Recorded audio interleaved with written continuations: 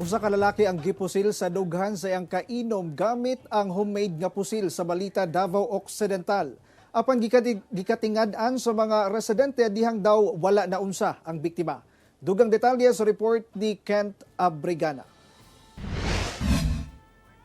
Video ang lalaking dunay mga samad sa dughan. Dihang nadala na sa barangay, human gipusil sa iyang kainom sa barangay Dimulok, Malita, Davao Occidental.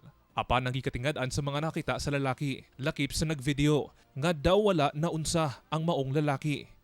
Nailan kining si Jason Mango, 18 anyos, residente sa lugar, sumala sa Malita Municipal Police. Nag-inom matud ba si Jason og iyang ig-agaw, dihang kalit lang siyang gipusil sa ig-agaw. Kato si suspect o si victim, kailan sila, mana nagkita ko sila pag umana sila argument ng mga hapon, then nagbulag na to sila ulit na.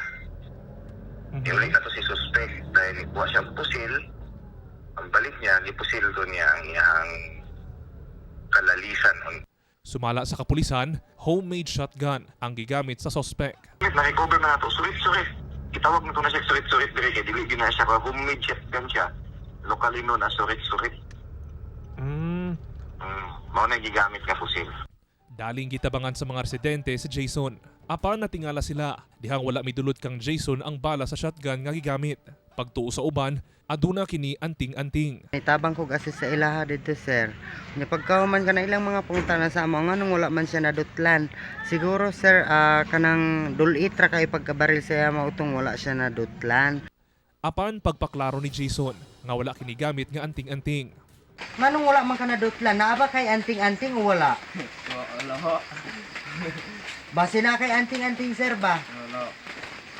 Sumala sa mga doktor nga nag-atiman kang Jason, gunshot wounds ang nahiagom ni ini, pero wala sila natala ang internal injury.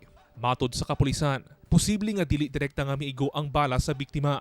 Ilabi pa nga ana matod pa sa usa ka dupa ang distansya sa may pusil kaniya ug ang klase sa bala nga gigamit. Hindi na talaga siya tumalag kasi ang ginamit na improvised bala man ang ginamit.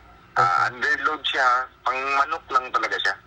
Samtang, nadakpa na sa Malita Municipal Police ang suspect ug makatubang kini og kasong frustrated murder. Ako si Kent Abrigana para sa One Mindanao.